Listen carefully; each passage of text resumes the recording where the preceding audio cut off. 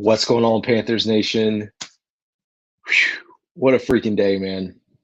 What a freaking day. We're going to start this off.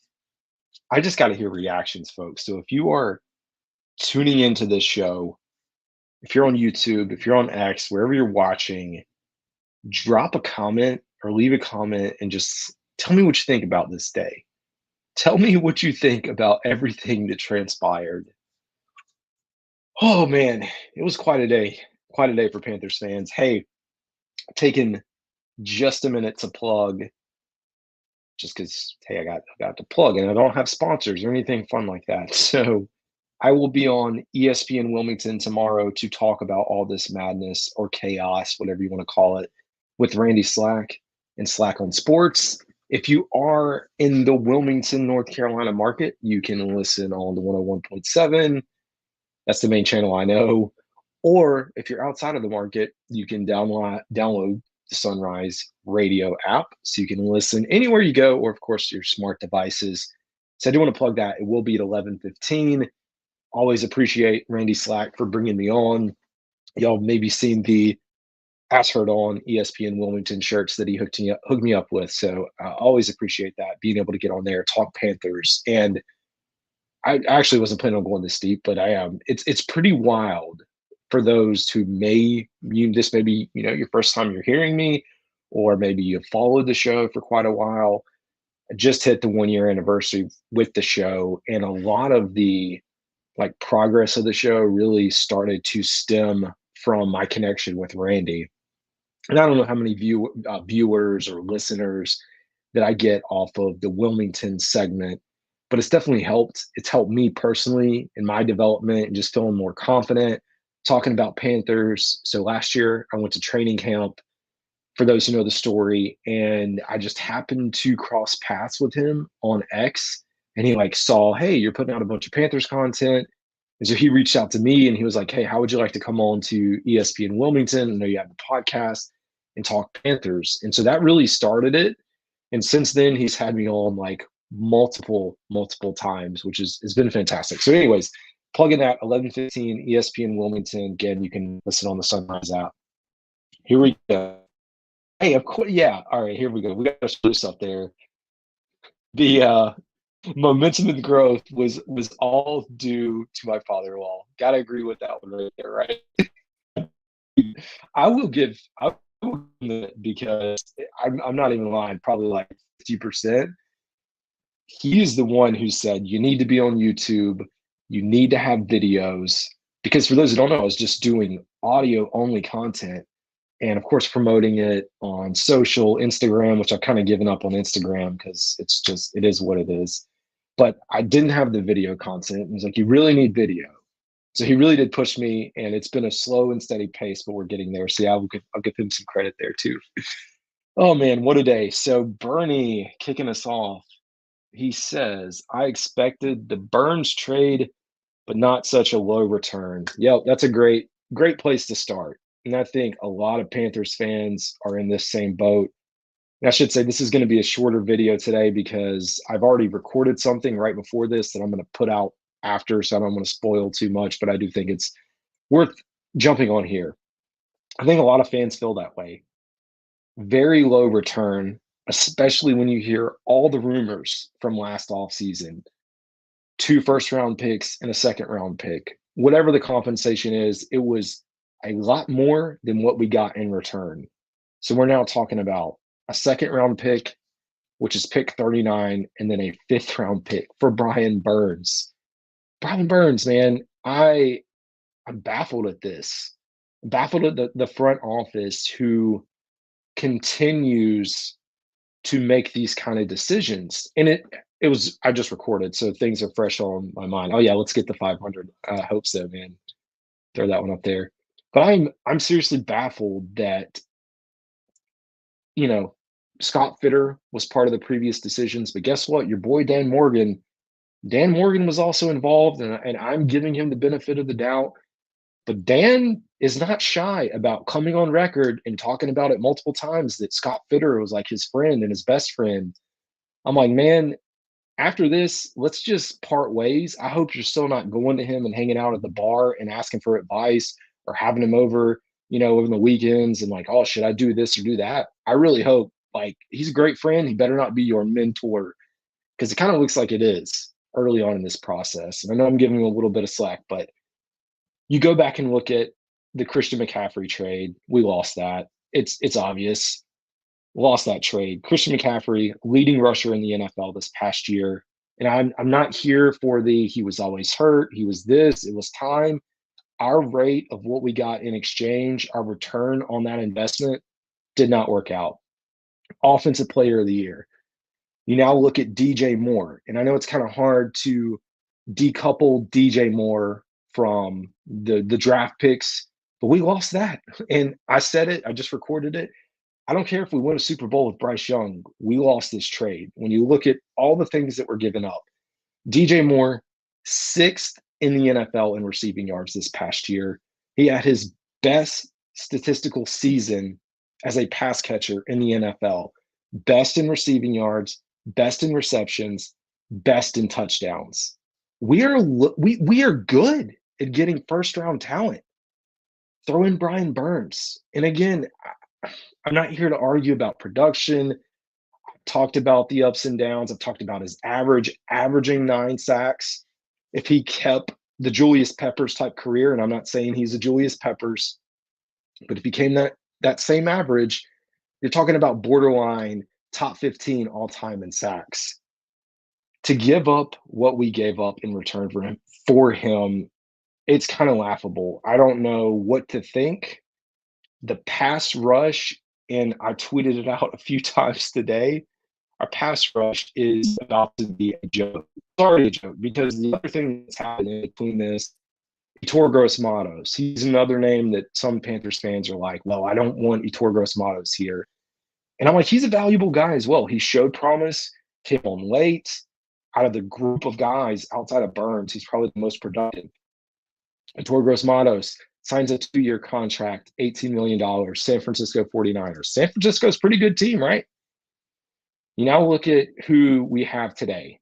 Amari Barno, DJ Johnson, Ikuliota, and Luigi Villain. Those are your edge rushers. And yes, I think we may get someone in free agency. We're going to have to probably pick up an edge rusher in the draft, but it's not jumping off the paper as a defense that's going to just come out there and do anything. Not that last year was fantastic, but at least decent as far as yards allowed. Another nail in the coffin, Frankie Luvu.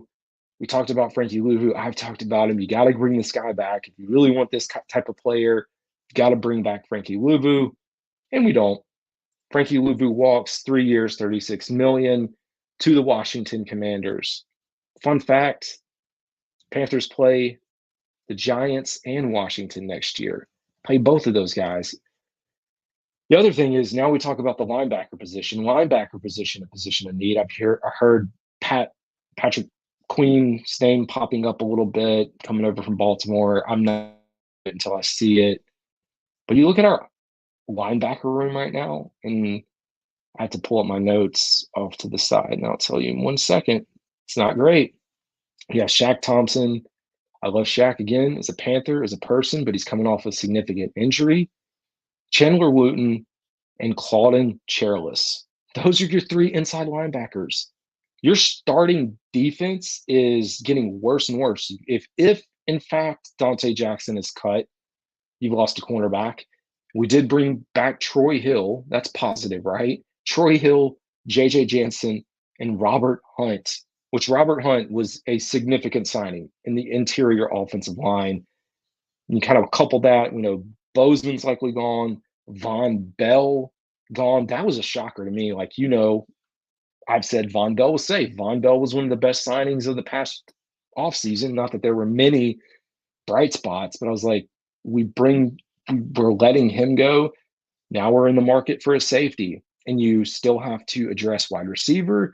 You'd like to get a better pass catching or a tight end to pair along with what we're developing. It feels like we were not magnificent on defense, but we had some playmakers, and that was the younger side of the ball. Okay, we're going to invest in defense. Now we've kind of flipped that.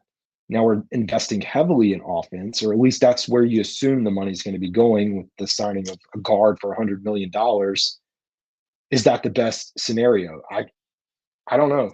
I tell you what, it's not. It's not a great scenario for Ejiro Evero.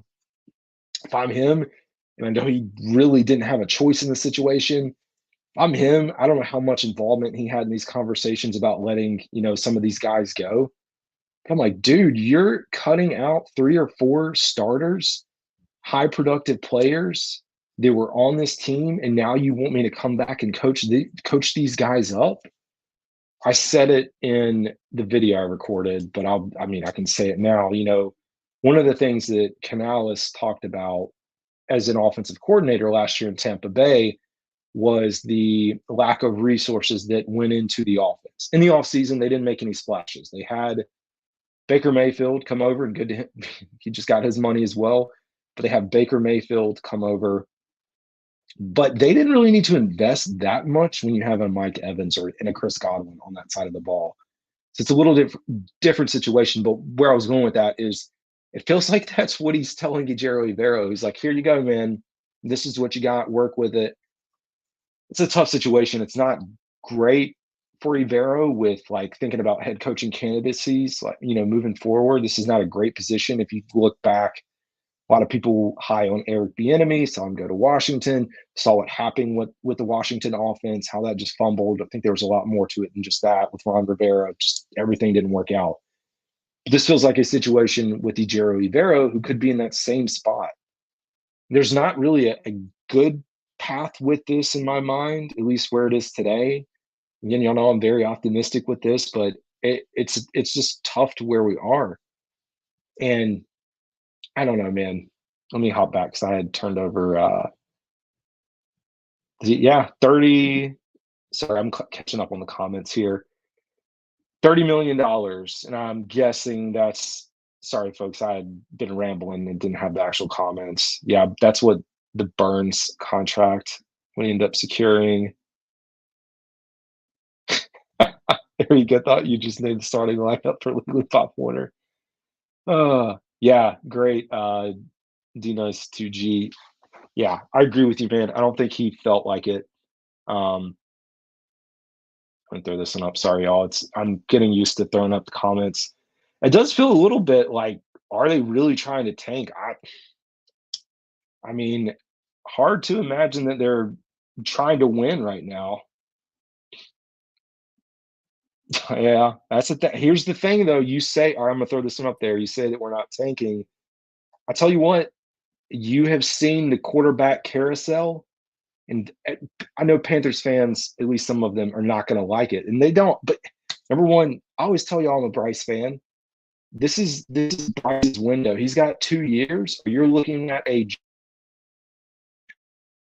Wilson, a Mahomes, the window of the NFL where we can love him, we can live off of the praises of who he was in college, and we can say, oh yeah, he's going to be great. If he gets weapons around him, he's going to be great. But the window's ticking. The window will move much faster than you think. And I'm not saying that we're tanking to get a quarterback, but I do think it starts, and he's got to show some level of progress over this next year or two. I joked, I was like, you think Panthers fans are mad right now? Just wait until they go in like next year or the year after and pick a quarterback late in the round. It was a total joke, but good question. How do you like our chances of trading for Higgins? Now, that is the other thing with having the additional second round pick right now. One of the things I've talked about is trading back. You could also look at trading for Higgins. I can't tell you like, chances as far as us landing him or not landing him, but I do know if you saw the reports today that Higgins wants to, or should say, Higgins is requested to be traded. Bengals have talked about a second round pick. So if the math is mathing, it seems like a very viable option, and you get the number one receiver there. Yeah, sorry, I'm pulling up comments, man. Y'all are blowing me up. Thank you. So, promise USC. It's too early to tell right now. Free agent just started. Yeah, it's definitely early.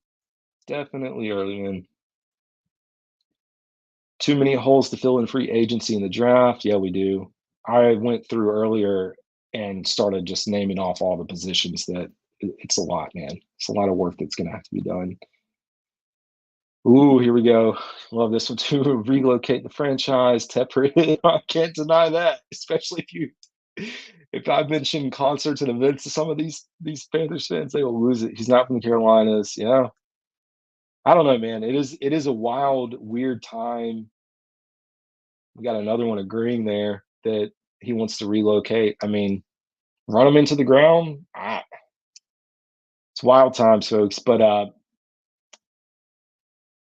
appreciate it, man. Thanks, Dan, not Dan Morgan. I love these not Dan Morgan, not Dave Canales, not whoever. There we go. Move them over to Germany. Hey, you know what? Benefits me if they move to Germany because I think 3% of the listeners are in Germany. There's a few guys that engage, so I'll see what I would do the show. Just have the German Panthers that I'll pull for. So fun times. Here we go. Burns deal smells like a Tepper move. Mm. Yeah, I mean, it does feel like a short sell. I don't know what the perfect move was. I think we were just backed into a corner. And Burns wants his money. We know he's not going to play on the franchise tag. The market at this point, we've given away every opportunity to get as much as we could in return. He doesn't have a contract yet, when he was here with the franchise and things just didn't play out. But all right, folks, I think I'm going to call it a night because it's getting a little bit late for me. I'll follow up with probably later in this week more content. And like I said, y'all can tune into ESPN Wilmington at 11:15 tomorrow. Hear me talk all about this, and that'll be it. Yep, a whole bunch of yes, man. I do agree with that. All right, folks, y'all have a good one. It's Carolina Dad. See y'all.